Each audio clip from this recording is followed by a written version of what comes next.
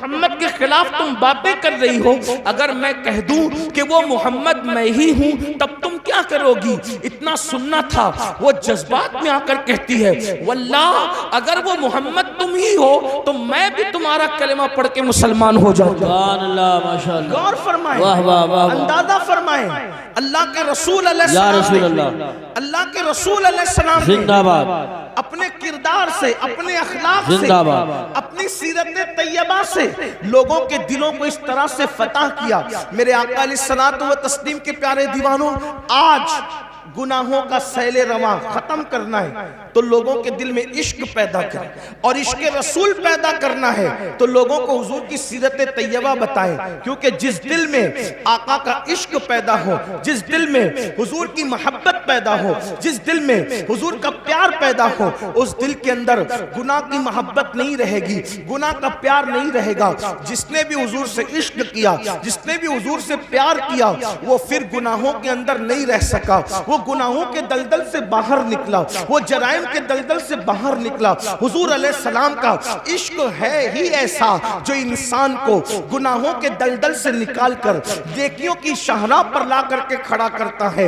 आपको नहीं पता, मक्के के लोग माँ की गोद से शराब पीने के आदी थे, लेकिन जब उनके सीनों में इश्क मुस्तफा पैदा किया गया तो उन लोगों ने शराब के मटके तोड़ दिए। मेरे भाइयों, आज हम लोग इश्क मुस्तफा की खूब बात करते हैं, मोहब्बत रसूल की खूब बात करते हैं, लेकिन आप मुझे बताइए ना, अल्लाह अकबर, मेरे भाइयों आप मुझे बताओ, इश्क मुस्तफा की बात तो करते हैं, क्या हमारे सीनों में इश्क भी है, हमारे सीनों में मोहब्बत भी है? अल्लाह अकबर।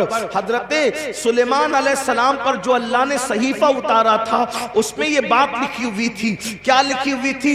कि जिसको हम देखते हैं कि उसके दिल में हमारी मोहब्बत की बजाय गुनाह की मोहब्बत होती है उसके दिल में, तो हम अपनी मोहब्बत उससे छीन लेते हैं। अल्लाह अकबर। यानी जो गुनाह से प्यार करे उसके दिल में अल्लाह रसूल की मोहब्बत कभी जगह कर ही नहीं सकती। अब आप अपने दिलों को टटोलिए मेरे भाइयों, अपने सीनों को टटोलिए, क्या हमारे सीने में इश्क मुस्तफा है या फिर गुनाह की मोहब्बत है? याद रखिए, अगर हमारे सीने में गुनाह की मोहब्बत न होती तो हम लोग क्या चोरी करते? हम में से कोई चोरी करता? हमारी कौम के अंदर कोई चोर होता?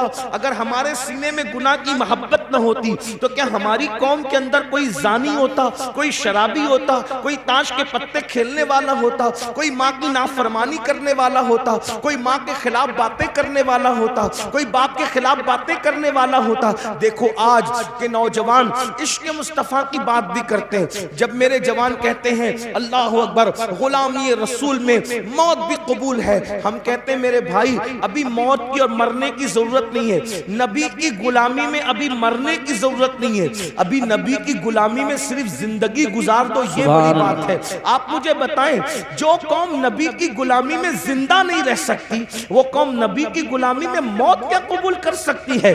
मेरे भाई, दाढ़ी रखने तो तुझे शर्म आती है, और कुर्ता पाजामा पहनने तो तुझे शर्म आती है, और टोपी पहनने तो तुझे शर्म आती है, मस्जिद में जाने को तो तेरा दिल नहीं चाहता, तो जो नबी के इश्क में, नबी की मोहब्बत में जिंदगी नहीं गुजार सकता वो नबी की मोहब्बत में मर क्या सकता है? नारे लगा करके खुद परेशान ना हो, दूसरों को परेशान ना करो। मेरे अजीज, जिंदगी गुजार लो इश्क रसूल में, यही बहुत बड़ी बात है। और जो इश्क रसूल में जिएगा वो कभी किसी की हक तलफी नहीं करेगा। आप बार बार सारी बातें सुनते हैं लेकिन भूल क्यों जाते हैं? देखिए, इश्क मोहब्बत के अंदर एक नाम है हजरत सैयदना उवैस करनी का, हम उनको इश्क मोहब्बत का इमाम कहते हैं। मैं वाकया नहीं बयान करूंगा, इशारा दूंगा, तफसील के साथ में हजरत उवैस करनी की जिंदगी कभी पढ़ चुका हूं, लेकिन आपसे पूछता हूं, अंदाजा फरमाए, उवैस करनी के लिए एक तरफ दीदारे रसूल है, यानी हुजूर का दीदार है, और दूसरी तरफ माँ की खिदमत है। उवैस करनी ने हुजूर का दीदार नहीं किया बल्कि माँ की खिदमत की, क्योंकि हजरत उवैस जानते थे कि दीदार के बगैर भी कोई आशिक हो सकता है, दीदार के बगैर भी कोई आशिक हो सकता है, लेकिन नाफरमान होकर कोई सच्चा आशिक नहीं हो सकता। इसलिए आपने माँ की खिदमत को तरजीह दी। जब माँ की खिदमत को तरजीह दी तो सिला क्या मिला? सिला ये मिला कि अल्लाह के रसूल अपना नुमाइंदा भेजकर उवैस के पास कहलवाते हैं कि उवैस से कहना कि वो मेरी उम्मत के लिए मगफिरत की दुआ करे। जाने दुआ जिससे दुआ करवा रहे हैं वो उवैस करनी है, और उम्मत को हजरत उवैस करनी की शान बता रहे हैं। क्यों? और फिर पूछा गया उवैस करनी को ये मर्तबा क्यों मिला? तो फरमाया माँ की खिदमत की वजह से। आज आशिक रसूल कहलाने वाले मेरे भाई मुझे बताएं, कितने लोग माँ की खिदमत करते हैं? अपने आप में डूब के सोचो, कितने लोग माँ की खिदमत करते हैं? कितने लोग अपने अब्बा की खिदमत करते हैं? बहुत माजरत, अगर उलमा सादात मुकर्रिरों के हाथ चूमने की बात आए तो पूरा मजमा दौड़े, एक दूसरे को धक्का दे, मार पीट करे, सब करे। लेकिन जिस जज्बात के साथ तुम मुकर्रिरों के हाथ चूमते हो, उसी जज्बात के साथ क्या तुम अपनी माँ का और अपने बाप के भी हाथ चूमते हो? बातें कड़वी है, लेकिन एक बात याद रखना, किसी भी मुकर्रिर के पैरों के नीचे तुम्हारी जन्नत नहीं है। बेशक। कितना भी बड़ा मुकर्रिर हो, कितना भी बड़ा मुकर्रिर हो, कितने भी बड़े टाइटल के साथ है, कितना भी कामयाब मुकर्रिर हो, कितना भी बड़ा पीर साहब, कितना भी बड़ा आलिम साहब, कितना भी बड़ा खतीब, कितना भी बड़ा अदीब, बताओ क्या हदीस है उनके लिए कि उनके पैरों के नीचे तुम्हारी जन्नत है? तुम्हारी जन्नत कहाँ है? तुम्हारी माओ के कदमों में। उसको तो बुड्ढी कहते हो, उनको तो डोकरी डोकरा कहते हो। अगर वो कोई मशवरा दे दे तो चीख चिल्ला के कहते हो चुप रहो, तुम्हें क्या समझता है? यही है, यहां आकर हाथ बांध के खड़े रहते हो और अपने माँ बाप को आंखें दिखाते हो। यही इश्क रसूल है हमारे पास, यही मोहब्बत रसूल है। बहुत सारे जालिम तो ऐसे हैं कि जिन लोगों ने अपने माँ बाप को छोड़ करके ससुराल बसा लिया है, माँ बाप की खबर भी नहीं है, माँ बाप भीख मांग रहे हैं कि क्या कर रहे हैं, माँ बाप को खाना है कि नहीं है, कोई फिक्र नहीं है। और हम आशिक रसूल है। अल्लाह के बंदो, ये इश्क मुस्तफा नहीं, उवैस करनी ने बताया। एक तरफ दीदार रसूल कितनी बड़ी चीज है, कभी सोचा? अरे दीदार करने से सहाबी बनता इंसान, सहाबी।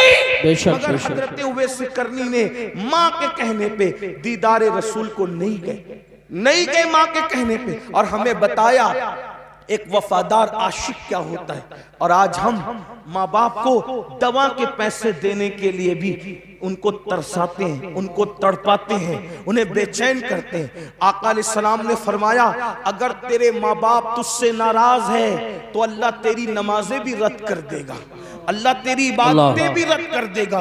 मेरे भाइयों, कहाँ हो? तौबा करो, सच्चे मुसलमान बनो। सिर्फ नारे हमें इनकलाब नहीं ला सकते, सिर्फ नारे हमें बदल नहीं सकते। आपको मैं कहता हूँ, ए गिरदो नवाज से आने वाले मुसलमानों, जज्बाती न बनो। हालात का मुकाबला करना है तो अमल के मैदान से करो, मस्जिदों को आबाद करो, माँ बाप के फर्मा बरदार बनो, हलाल रिस्क को, रोजी को लाजिम पकड़ो, इबादत करो, अल्लाह की बारगाह में गिड़गिड़ाओ, अपने गुनाहों से तौबा करो, रब की बारगाह में रुजू करो, एक सच्चे आशिक की तरह बनो। आइए बात को इख्तिताम की तरफ पहुंचाते हुए, जब दिल में इश्क आता है तो गुनाह की नफरत कैसे पैदा होती है, जब दिल में मोहब्बत रसूल आती है तो गुनाह की नफरत कैसे पैदा होती है। हजारों वाकयात तारीख में मौजूद है। दुनिया हमें इश्क रसूल की तरफ क्यों आने नहीं देना चाहती? इसलिए कि दुनिया जानती है जिस दिन ये आशिक बनेगा उस दिन ये हर गुनाह से छुटकारा पाएगा, उस दिन ये हर गुनाह से अपने आप को दूर कर लेगा, उस दिन ये हर बुराई से अपने आप को दूर कर लेगा। अल्लाह अकबर। आशिक बनेगा तो उसको पता चलेगा नमाज में मेरे महबूब की आंखों की ठंडक है, तो वो नमाज भी पढ़ेगा। हराम खाऊंगा, हुजूर के दिल को तकलीफ पहुंचेगी, तो वो हराम से भी बाज रहेगा। अल्लाह अकबर। झूठ बोलूंगा, तो हुजूर के दिल को तकलीफ पहुंचेगी, वो झूठ से भी बाज रहेगा।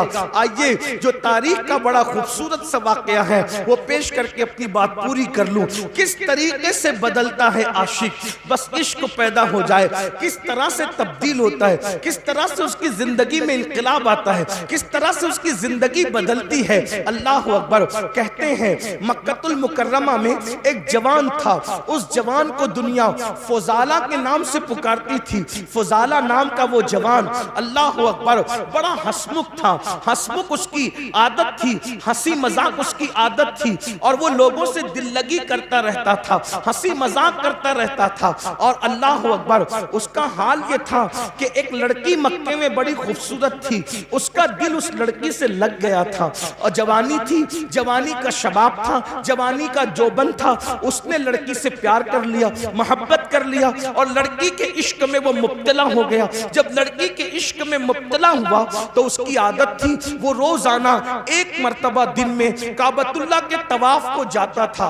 और फिर उसकी आदत ये थी जाते वक्त भी वो उस लड़की के साथ बैठकर हंसी मजाक करता था, और आते वक्त भी उस लड़की के साथ वो हंसी मजाक करता था। अल्लाह अकबर। एक दिन फुजाला का मुकद्दर उरूज पर था, ओज पर उसका मुकद्दर था। जाते वक्त खूब हंसी मजाक हुई, दीवार शिकन के कहे लगे, और उसके बाद जैसे ही फुजाला नाम के उस जवान ने हरमे काबा में कदम रखा, मताफे हरम में कदम रखा, तो उसने क्या देखा, एक खूबसूरत जवान है जो पूरे इन्हिमाक के साथ, खुशू व खुजू के साथ सर को झुकाकर तवाफे काबा में मसरूफ है। फुजाला ने गौर से देखा, तो गौर से देखने के बाद समझ में आया ये कोई और नहीं है, ये तो मुहम्मदुर रसूलुल्लाह है, ये तो मुस्तफा जाने रहमत है।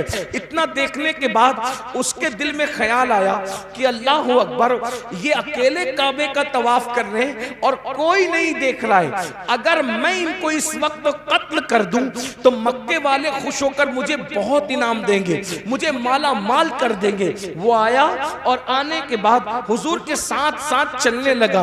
अल्लाह के रसूल सल्लल्लाहु अलैहि वसल्लम ने फुजाला की तरफ देखा। जरा गौर कीजिए, देखिए ये हुजूर की सीरत है, हुजूर की शान है, हुजूर की अखलाक है। जान को कत्ल करने के लिए आया है फुजाला। हुजूर उसकी तरफ देख के मुस्कुराते हैं और मुस्कुरा के कहते हैं, फुजाला क्या सोच रहा है, क्या सोच रहा है? उसने कहा कुछ भी नहीं। फुजाला कहता है कुछ भी नहीं। आका ने फरमाया, क्या तू ये नहीं सोच रहा है कि मोहम्मद तो अकेले हैं, उन्हें कत्ल कर दूंगा तो मक्के वाले इनाम देंगे?